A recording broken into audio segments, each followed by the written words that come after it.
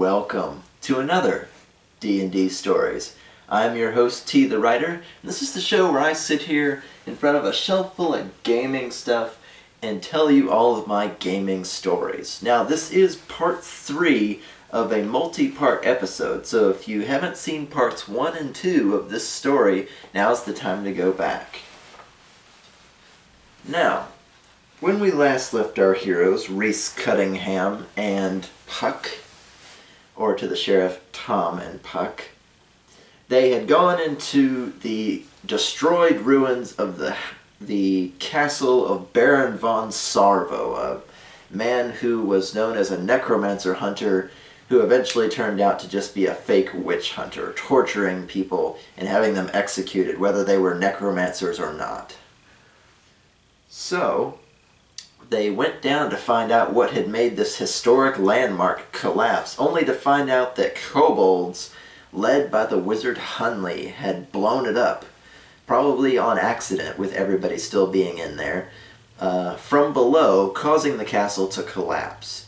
Following the tunnels out, Reese and Puck found that there was a kobold village less than 5 miles away from Belheim.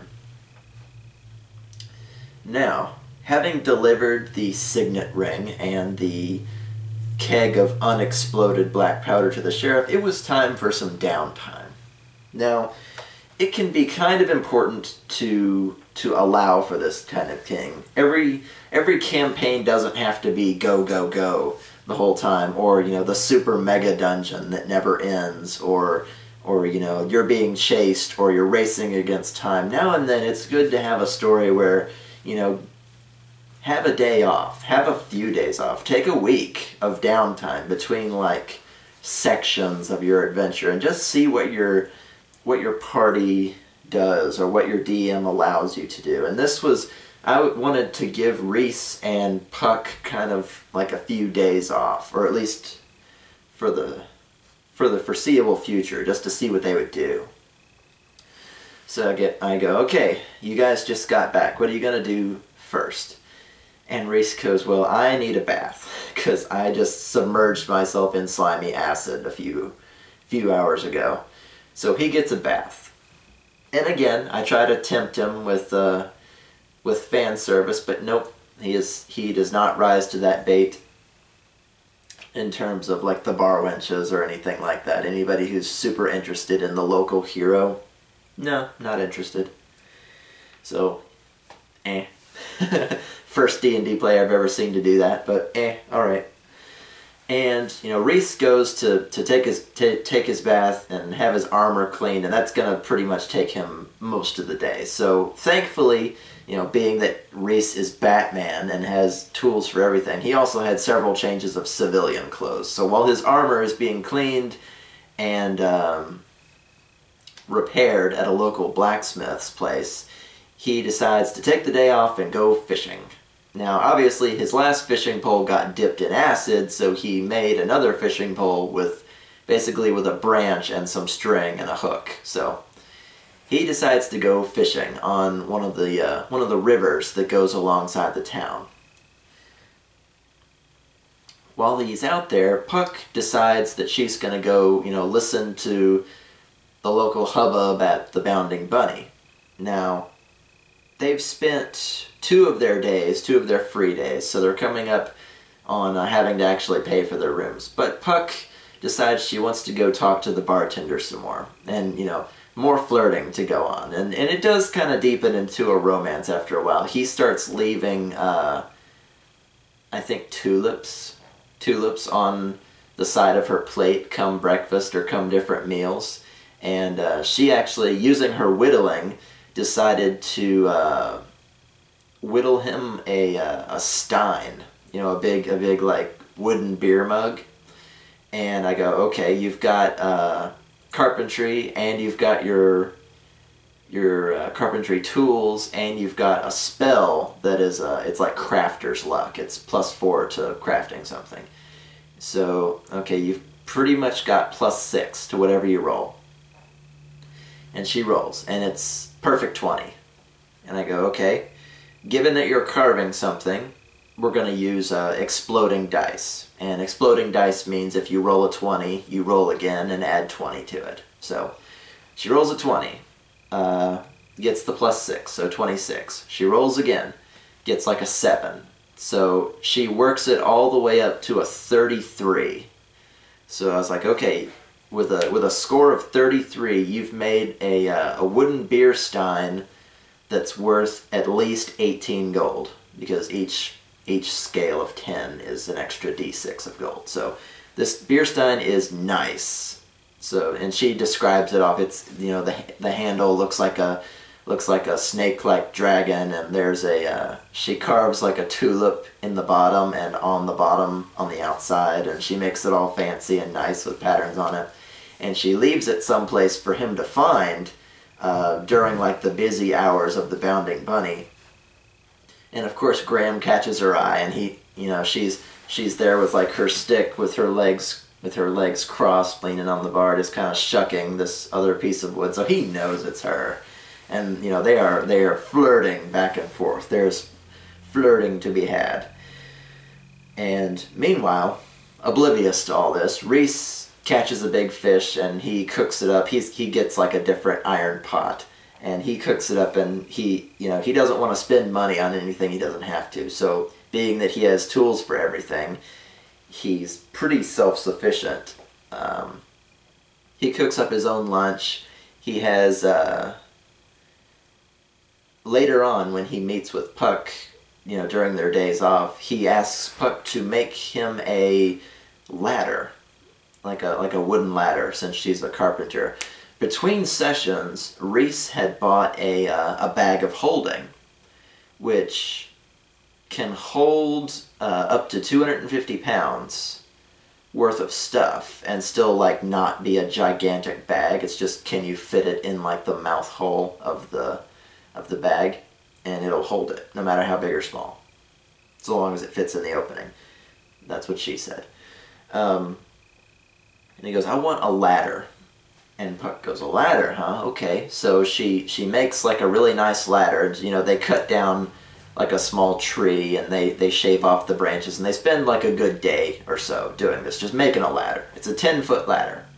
And he shoves it into his bag of holding, so he's got one more fucking tool for when he needs to play Batman. to have a tool for every situation, because, you know, he apparently learned from the grappling hook that, you know, it's not guaranteed that you're going to get up that rope when you're in chainmail or if you're covered in goop. So he wanted something more reliable than the rope. So you can see him, he's preparing for more and trying to make it easier. So he kind of replaces the grappling hook with a ladder, and he stuffs that in his bag of holding. And he goes, okay, I've got that all set, and he cooks up a fish that he catches, and he catches another one and gives it to Puck, and Puck eats that, and they kind of dink around town for a while, trying to listen to all the rumors and scuttlebutt that's going on. And, you know, more people than ever are talking about the witch tower collapsing, and, you know, the sightings of dead kobolds, and, you know, oh, the kobolds, and, you know, they can finally listen in about the kobolds that are living so close by to Belheim.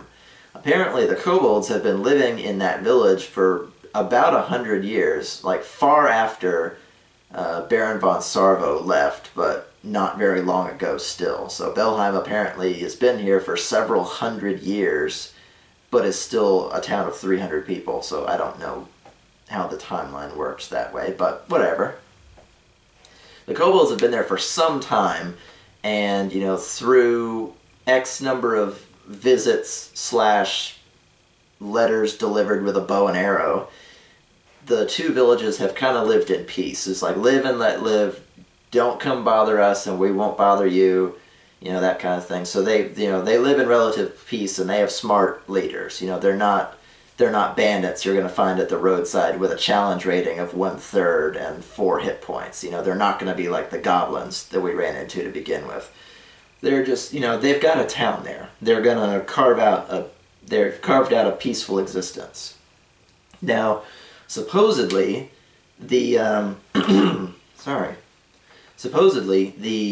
quarry where the lake is now was what was used to build the castle of Baron von Sarvo, a couple hundred years ago, and then they hit an underground water source and it filled in as a lake, and then it rains, etc., etc. Now there's a few kids may have introduced frogs or caught fish in the river and thrown them in there because it's fresh water. They're not going to know the difference, and it became its own ecosystem. So the kobolds set up their town on the far side of the lake, with Belheim on the other side, plus 4 miles or whatever it happened to be, and they just stayed there and didn't bother anybody. They could catch fish out of the lake, and the forest was vast, and there weren't any, quote-unquote civilized races living near them, so it became their own settlement.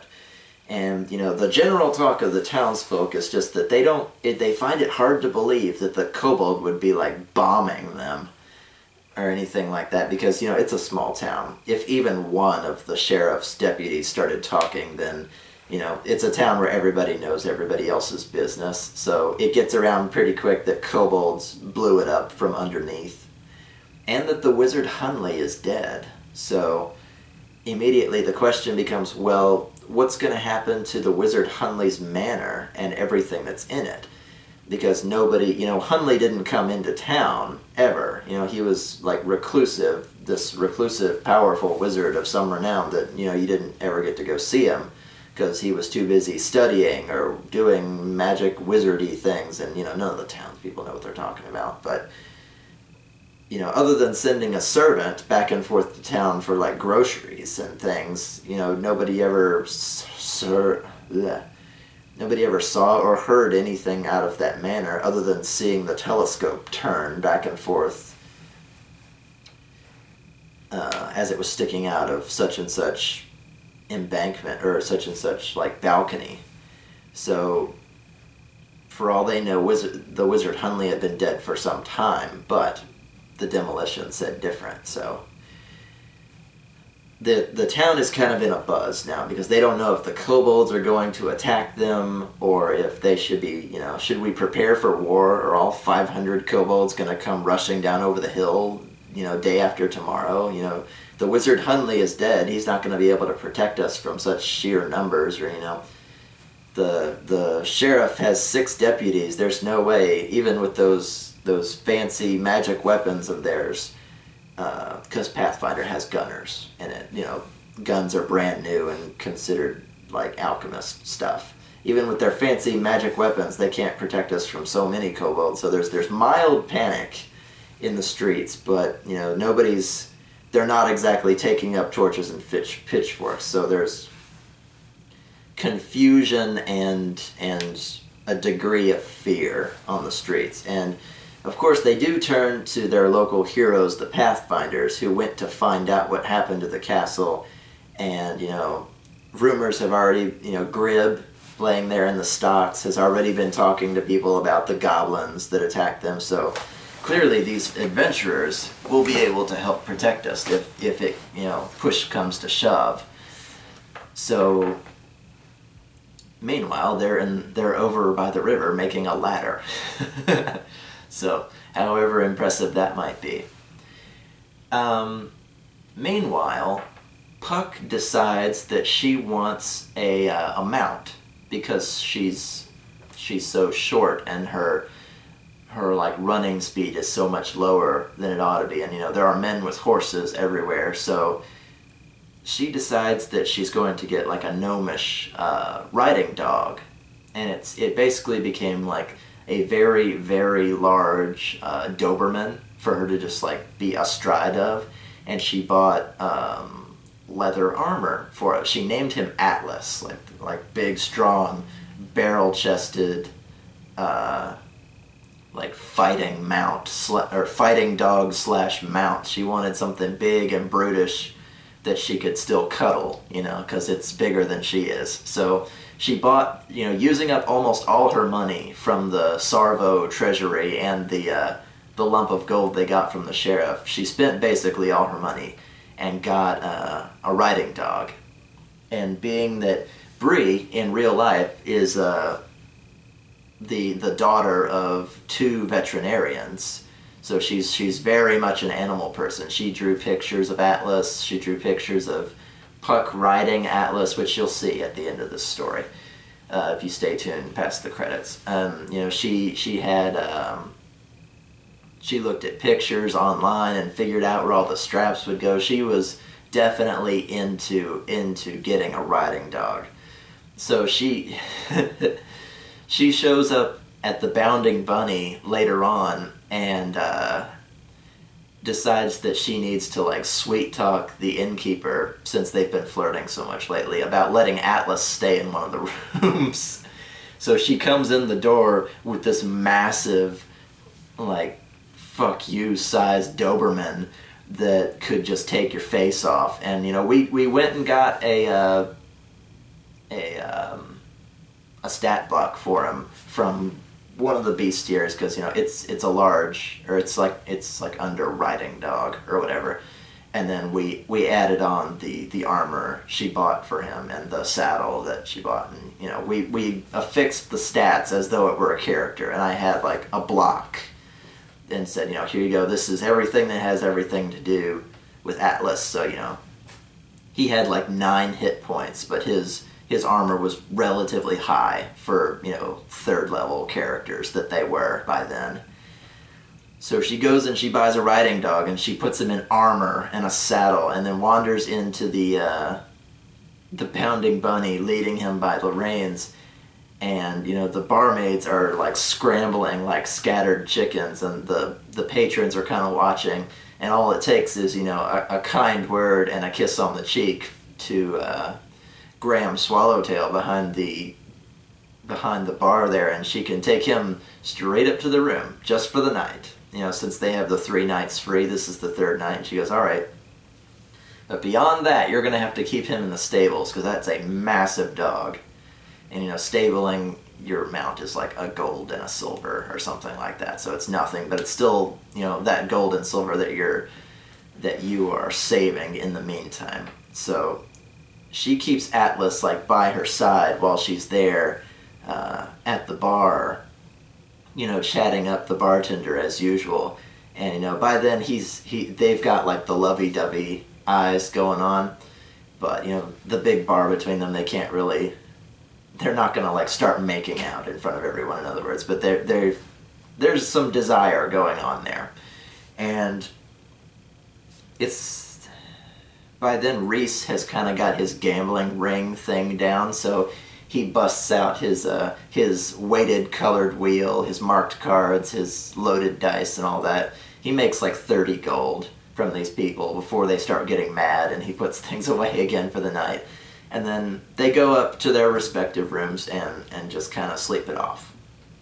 So, and again, Puck finds a tulip with her breakfast the next morning, and Reese goes out to, he eats breakfast, you know, because it's free there, and then he goes out to try and figure out what he can do to make money, I'm guessing while he's waiting for the story to move forward. But while Puck is there eating breakfast and then goes out, and they go out to like go shop for a while to represent their buying potions or buying, you know, this and that appeared between sessions. When the afternoon comes, the sheriff comes to find them again and says, you know, we have a new problem, and you know, being that you are pathfinders, you know, hey, I thought maybe you could help for, you know, X amount of gold, and it's more gold than before since they're 3rd level. And, you know, this will be significantly more dangerous, though, than plodding around the ruins of an old castle. And, you know, Puck and Reese kind of look at each other, and they go, what is it now? And they go, well, Hunley is dead, and his manor is just sitting empty now. He has, you know, 2 or 3 servants, or so I'm told, but we haven't seen them, and the house is just kind of sitting empty at this point. So we need, you know, we're basically going to have an auction, because he had no living relatives, and none of our records show that he had any, like, last will and testament. And, you know, news travels fast when a wizard dies. So it's been X amount of time and nobody has shown up claiming to be his blood, and there's nobody in town that knows anything about him. So we're going to auction his things off for the benefit of Belheim, and then probably, you know, we're going to see if somebody will buy the mansion, or if it's just going to sit there, or, you know, what have you. The Baroness, whom they haven't met yet, wants us to make use of what resources there are around a town as small as Belheim, and if there's no wizard to deal with all this wizarding stuff, then we need to get rid of it and, you know, reap the rewards. If he doesn't have if he doesn't have a document saying, you know, in the event of my death, X, Y, and Z with all my stuff. And they go, oh, okay, well, you know, what do you need us for then? We said, well, it is a wizard's house. So there are going to be, you know, traps and tricks and funny locks and symbols on the doors, and, you know, there could be magical creatures running wild in that manor and different things like that. He says, I want you to go to Hunley's manor and just kind of take stock of what's there, and I want you to see, you know, if he left behind like any sort of plans or lists or evidence that might further connect him with the destruction of the castle of Baron von Sarvo. And I go, okay, so go look for more evidence and write down a list of all the cool stuff that's in there. And he goes, yes. Don't take the front door because there's a fireball trap on it. There have been a few teenagers over the years that have gone to try and sneak into the manor only to get blasted off of his front porch by a repeating fireball trap. So don't take the front door. Any other way in is fine. And Puck and Reese kind of look at each other and go, who locks their front door with a fireball trap? And he goes, he does put a no trespassing sign down. He does not want guests. You know, he sends a servant out for groceries and stuff, so he does not want to be disturbed for any reason.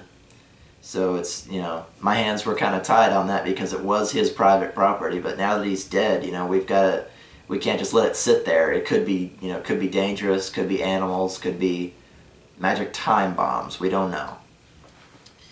In the meantime, I want you guys to gear up, and he gives them like a couple of potions each, you know, because both of these people are new players and they're not buying potions, so I'm trying to introduce potions to them. Say that yes, you can buy health items so you don't have to run the whole dungeon or whatever all in one go, you know. So I give them both a pair of potions each, and I go, okay, I want you to go up there, and in fact I'll come with you. We'll find you a good way in, and then I will wait outside for you.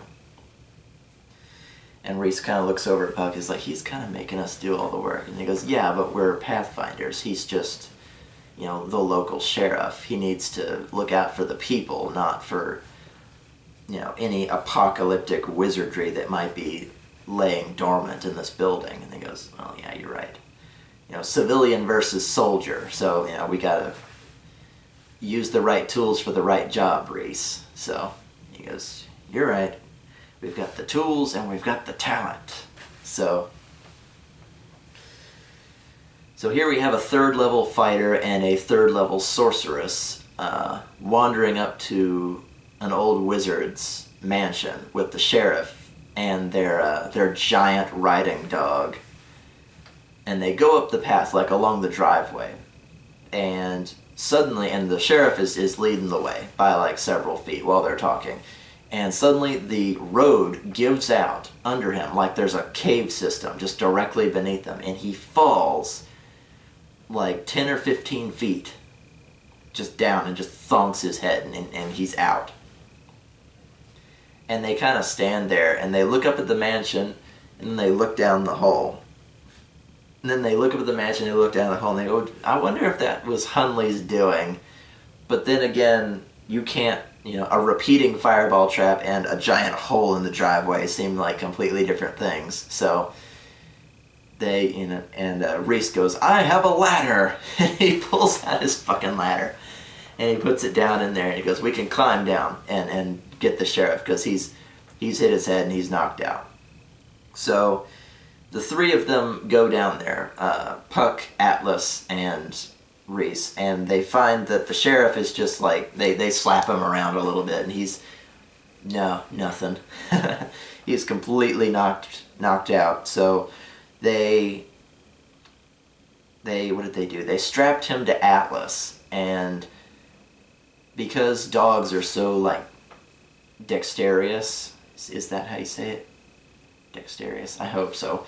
He can climb a ladder, and I've seen dogs in real life climb ladders. If they're at the right angle, they can do it just fine. With the sheriff, like, tied to his back, and they take him back to town because he got knocked the hell out. I didn't expect him to take so much damage in the fall. I thought he was going to go with them, at least part way. So, but he took like maximum damage as soon as he hit his head. And they took him back, and they took him to a healer, and, you know, they left a note with him to explain what happened. And they go back to the road leading to Hunley's Manor, and they, you know, the hole in the ground is like less than 500 feet away from the mansion itself.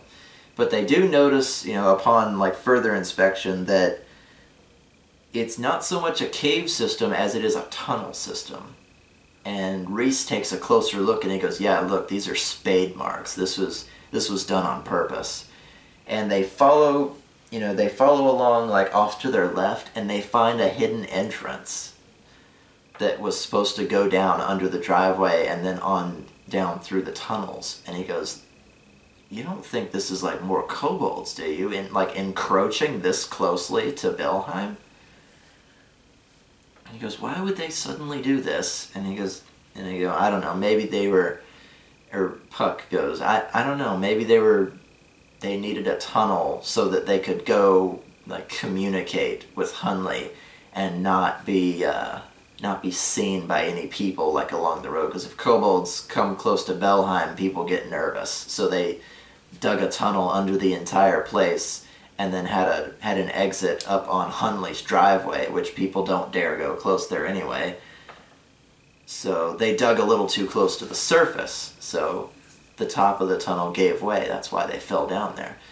And they go, "We should probably go investigate, because if there's tons of kobolds like this close to Belheim, then we need to go take care of this, like, right now. Because if they keep coming closer and closer, then, you know, we cannot have a war break out between 500 kobolds and 300 farmers. You know, this is not going to work out well for either side." So they decide they're going to go down and investigate. And given that they don't have the sheriff with them, they decide to put Hunley's mansion on hold for now. And so they obviously go Reese, and then Atlas, and then Puck in the back. They go down through, and it looks like it basically is like a kobold tunnel system. There are, you know, there's a room with a well in it where they get water. There's a room with rabid rats that they've been, like, eating, but they keep them kind of like cows, even though they try to eat your face if you get too close. You know, they run into pits with water and snapping turtles, and they use the snapping turtles for, like, cockfights where they just watch them try to kill each other. And the place is flooded with kobolds. So they're basically, like, chewing their way through all these kobolds that are trying to, like, basically establish a secret base right next to Belheim, underground, right next to Hunley's Manor. And they go, "My God, there's so many of them." And you know, they're kobolds. They've got like 4 health, but, you know, it's 2 level 3 adventurers and a steed. So it's gonna be an even challenge either way. And they wandered into like a great room that had like 8 kobold in them, and they had to fight for their freaking lives. So it got nasty fast, because where there are kobolds, there are many, many, many kobolds. So they come across, about midway through, they come across another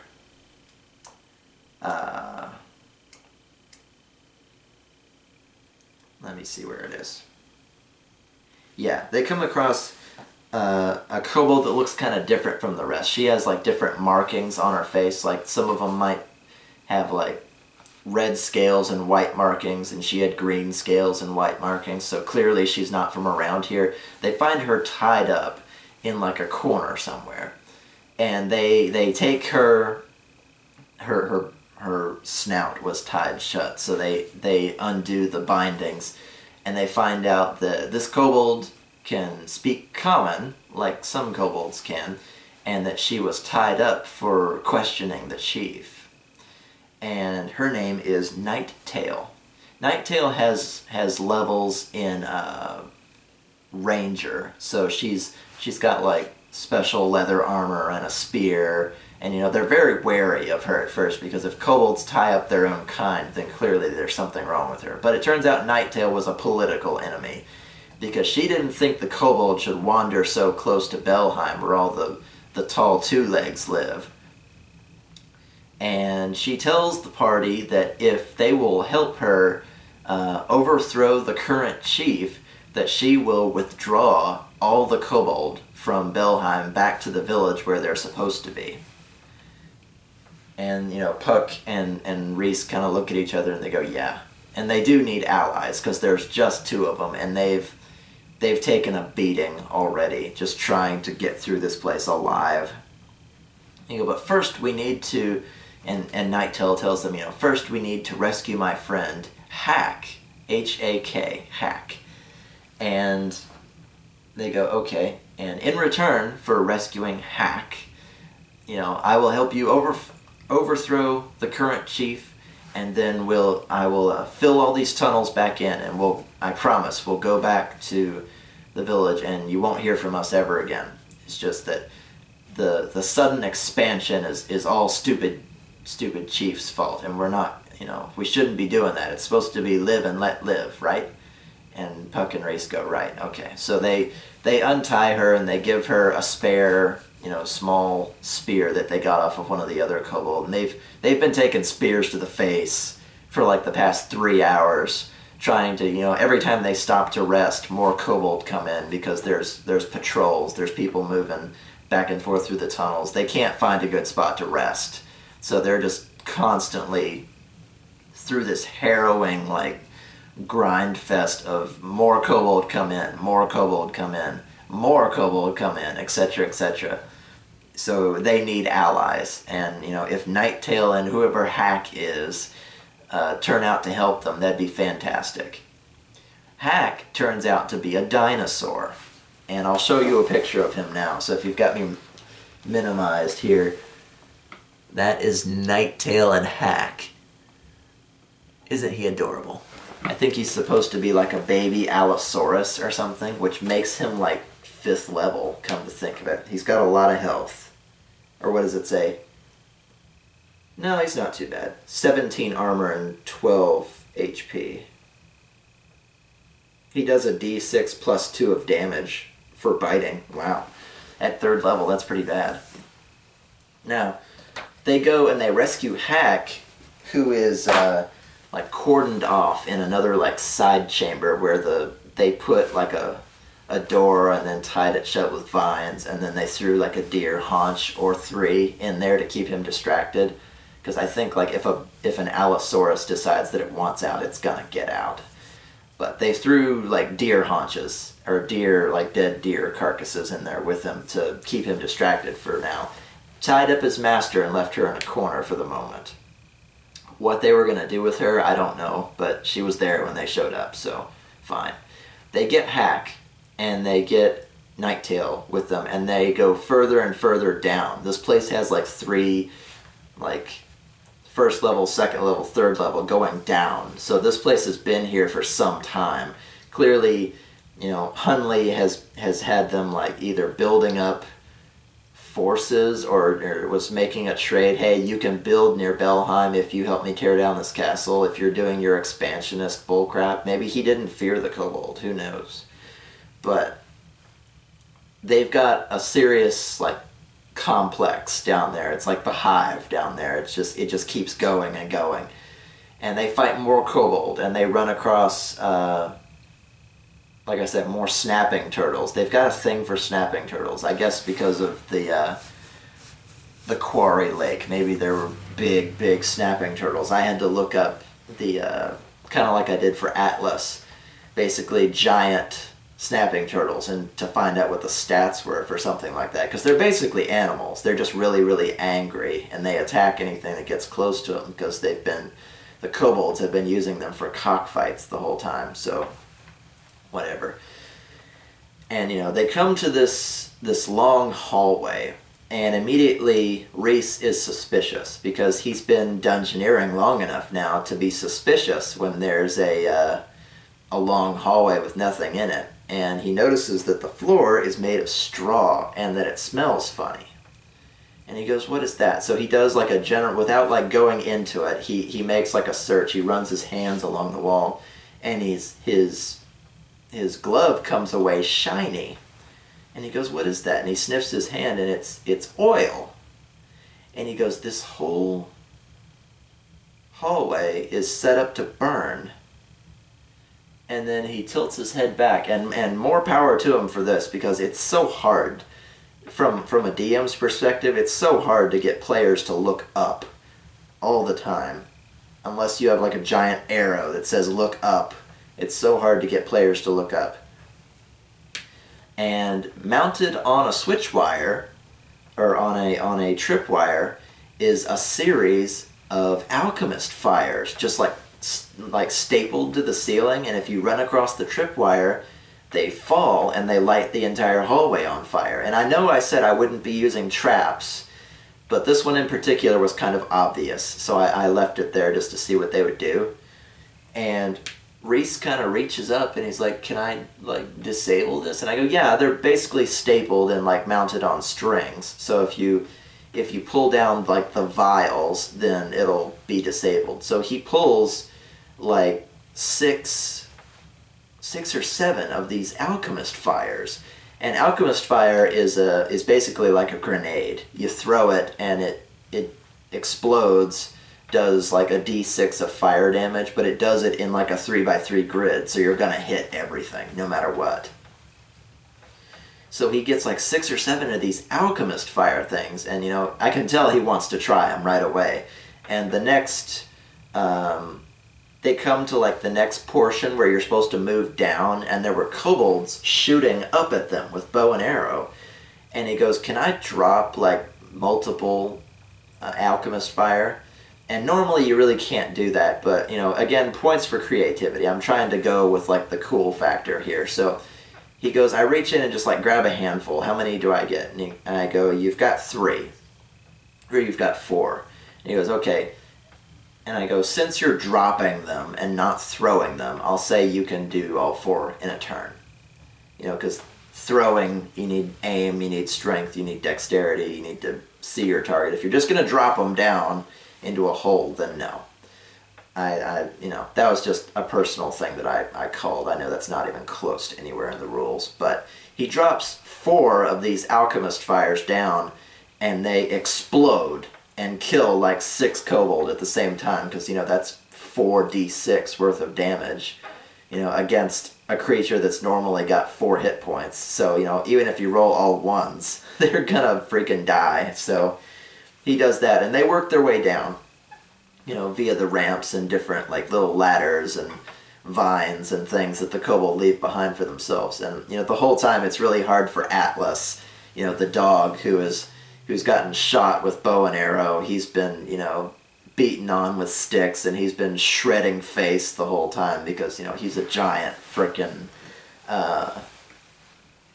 Doberman thing in armor. And it's just, he basically became a sub-character for Puck, because he was endurant enough to not, like, immediately die. So he was, kind of like another party member, at least that early on in the levels. When you've got level 10, level 15 characters that know a dog with 10 hit points and 17 armor isn't going to last very long, but that early on, he was basically another character. So they fight their way on, and they fight their way on, and they're kind of getting up to the end, And they can kind of sense this because they're finding more like kobold, I guess like living spaces. They're finding, you know, little lean-tos in the, and like barracks and bedrolls and places that have cooking fires and with lots of places to sleep, and more kobolds. There's at least 30 of these guys down here, probably more, and they have to mow through all of them. And, you know, Reese and Puck both are getting really sick of this because, you know, their swords are heavy with the blood and gore of all these freaking creatures that are encroaching onto Belheim. And they come up to what looks like a religious ceremony in like a big chamber. And, you know, Reese, being in his, you know, chainmail stomping along, immediately gets everybody's attention. And he basically bottlenecks them into this one thing. There's a tunnel that's only 5 feet wide, and he's got a shield and a battle axe, so he kind of like bottlenecks them into one place and starts trying to like hack away at him. And right then was around the time where Reese's luck started to run out. And, you know, you can see the title of this episode, and you know how much alchemist fire he's carrying. You can probably guess what's about to happen. You know, and he does in true D&D player fashion. He calls me on my bullshit from earlier. He says, as long as I'm dropping alchemist fire and not throwing it, I can use as many as I want, you said. And I was like, yeah, why? And he's got like freaking 5 HP left out of his pool of 20 or 25. And he goes, I'm going to, and you know, he's losing badly. Like he's rolling all low numbers. Puck can't reach over him because he takes up the whole archway. Atlas can't do anything because he can't like get between his legs. These kobold are just, they're getting 3 shots for every one of his 1. So he's playing the tank, but he's playing the tank a little too well. And their potions are already used up. He knows he's going to die anytime now. And if he moves, you know, the dog and the squishy wizard are not going to be able to, or the squishy sorceress are not going to be able to defend themselves. So in a final act of bravery, he opens up his big bag of fuck you, I'm Batman, I've got a tool for everything tools. And he turns his bag upside down, and he can see the 3 orange vials of alchemist fire like tumbling down to the rocks at his feet. 1, 2, 3 things of alchemist fire. Boom! 3d6 of damage, and everybody dies. All the kobolds die. Well, not Puck and Atlas, obviously, but Reese goes down. 1, 2, 3, 4 kobolds go down. There's only 1 kobold left alive. And, you know, he goes down in like a smoldering heap. And he's at like -8 hit points, and you die when you hit like -10. And, you know, the religious leader obviously was going to be like a sub-boss, so she's got more health than normal. And so it immediately becomes, Reese, no! Damn near brought the whole cavern down on them. And Puck sees him go down in a blaze of glory. And she jumps off of Atlas, you know, forward, and like gang rushes straight into this kobold like priest that they were doing this ceremony in front of an idol. And Puck takes like a magic missile to the shoulder while she's like charging into this guy, and she immediately goes, what was it? I cast acid touch, and she grabs like the sides of his head, and I go, acid touch? And she goes, yeah, it's 3d4s of acid damage, and she rattles the dice and throws them. 4, 4, 4, a full 12 points of damage. His head like disintegrates between her hands, and he just falls down dead in 1 hit. And I was like, what is it with you people on one-shotting bosses? It was just, damn. He's like, no, Reese, I cast acid hands. And he falls over headless. And I was like, oh my god, you brutal bitch. That was awesome.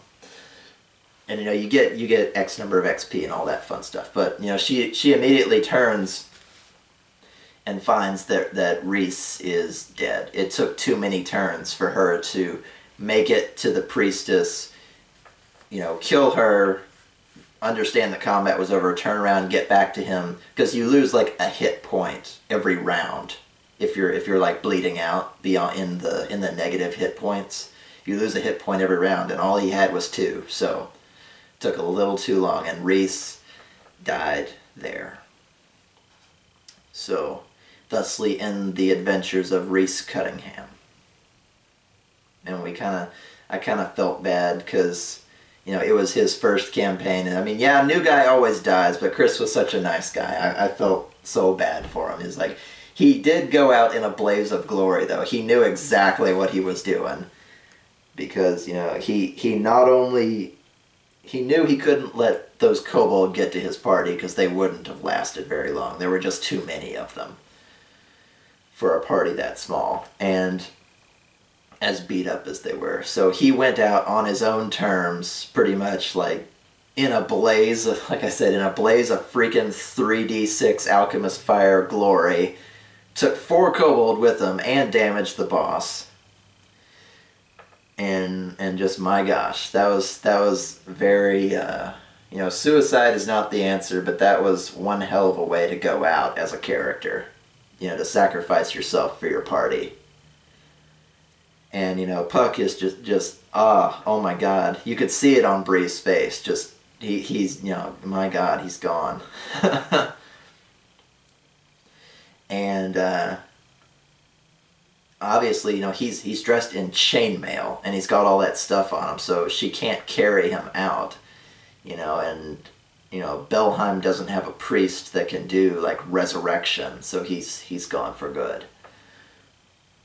And they decide, well,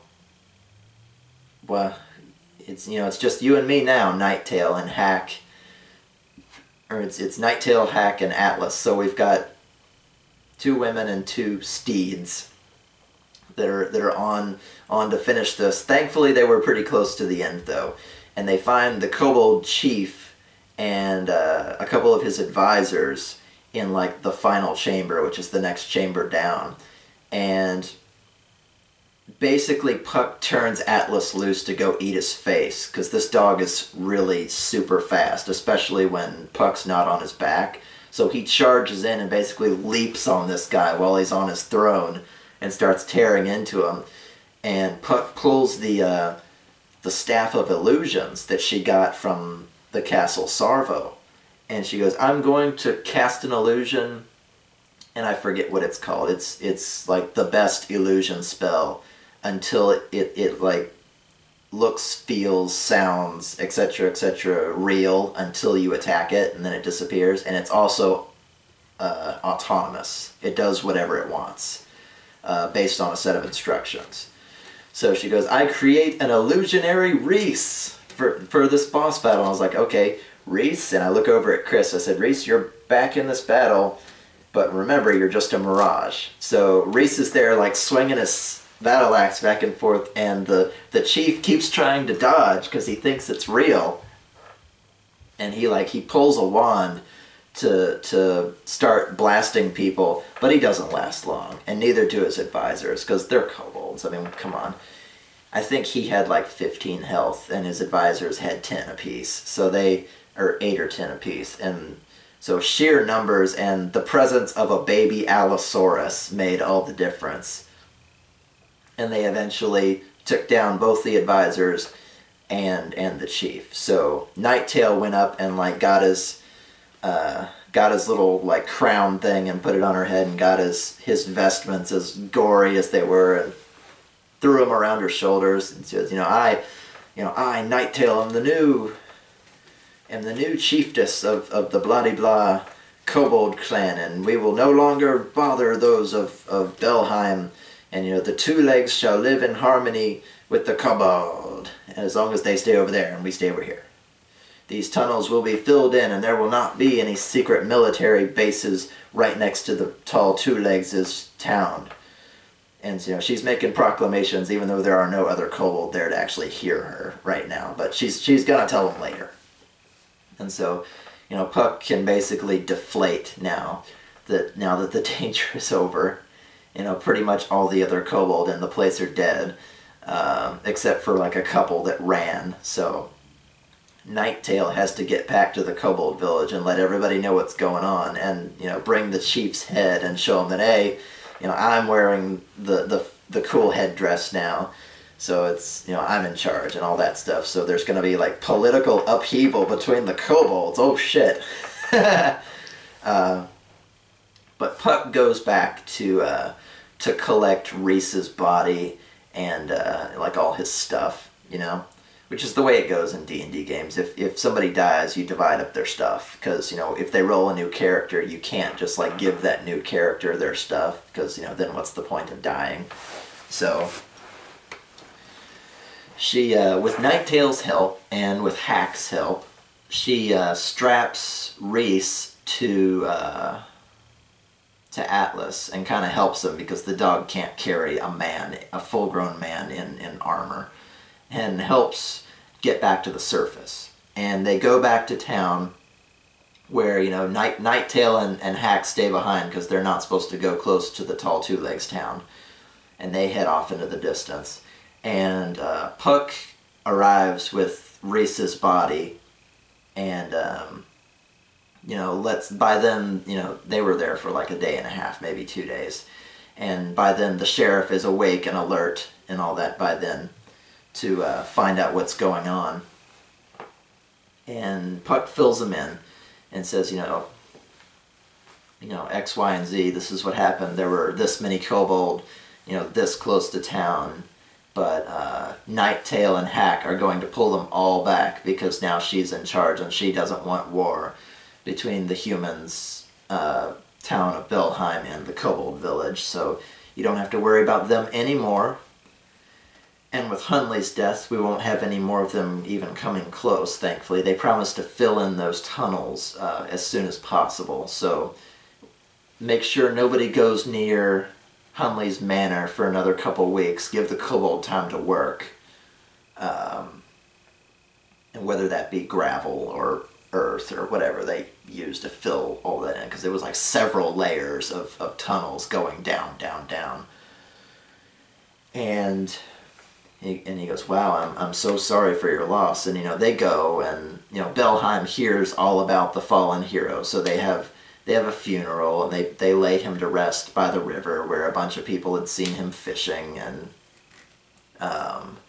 they bury him like with his armor and with his battle axe, and Puck makes sure that he gets buried with his gambling stuff, because that's what made him happy at the Bounding Bunny, was to gamble, even though he was basically cheating the whole time, but whatever. So they bury Reese Cuttingham with a grave marker that says Tom Cuttingham, because nobody ever knew his real name.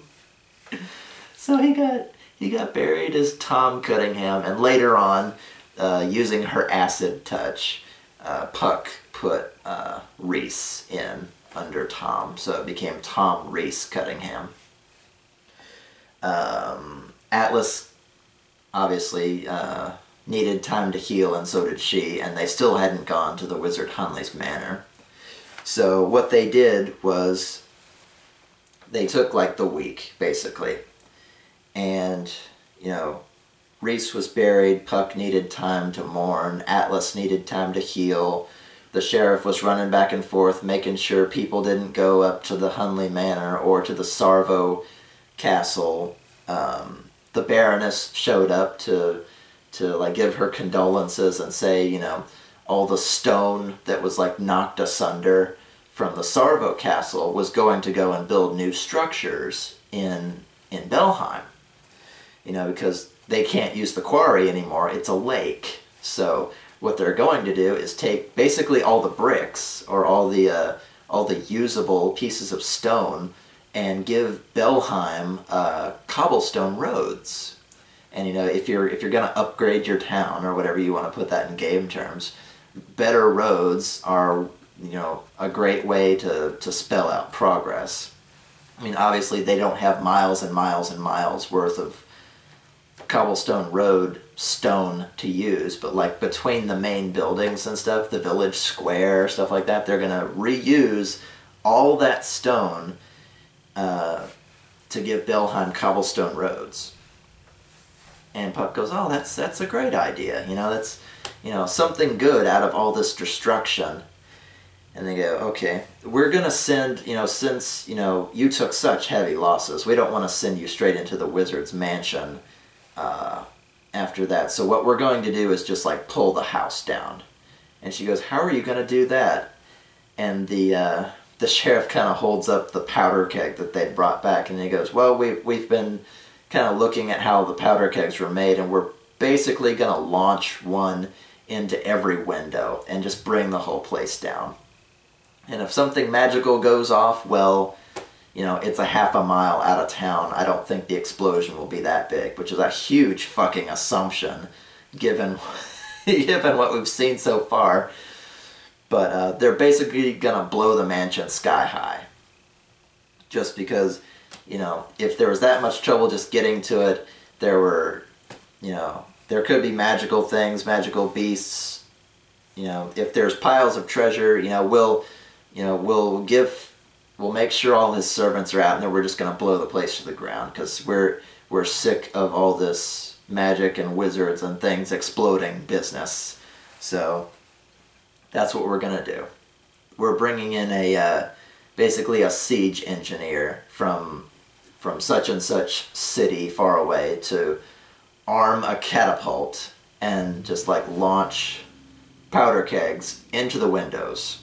And when we think we've got enough, we'll throw a Molotov cocktail into one of the windows and then just take it down from there.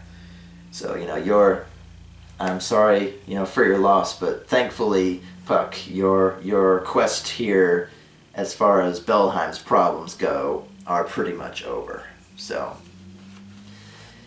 and Puck, she does what every adventuring party does when somebody dies. She sells off all of Reese's possessions and takes in, I think she took in a lump sum of like 14,000 gold.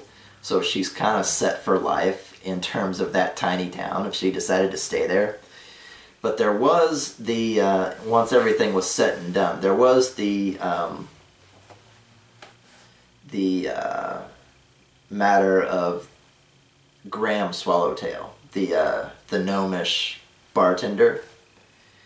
And so she decides, what can I possibly do there, or do I need to stay a couple of other nights, or what do I, she kind of contemplates for a while.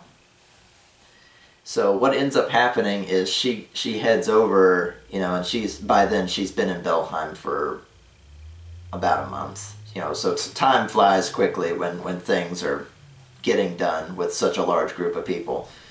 So she's been staying at the Bounding Bunny for some time, kind of building up a tab. So she pays off the tab finally once she's gotten all of Reese's things sold and sorted out, and he's safely buried and she's safely mourned and all that good stuff. And she goes, I go to seduce the bartender. And I go, oh, okay. And he goes, that goes over really well with him. He takes you up to his room, and yeah, it goes pretty well. And she goes, how so?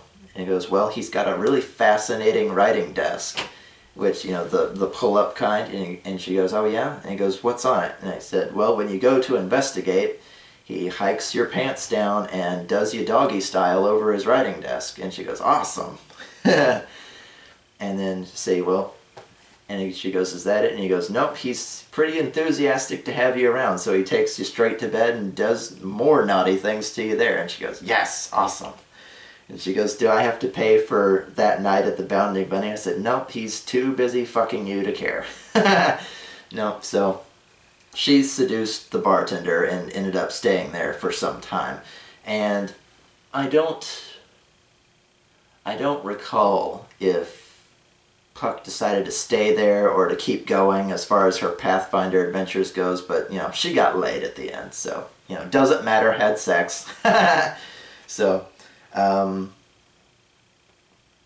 what else happened after that? You know, Chris said that he had a great time. You know, the campaign kind of came to an end there because, you know, I only had 2 party members, and like I said, I based it off of this module, the Dragon's Demand, and I know we didn't have any dragons, but going further and further into the campaign, like, wouldn't have been possible. There would have been so much more retooling and things going on that a party of 2 would not have been able to handle, and I don't feel comfortable, like, NPCing half the party. You know, that's not D&D.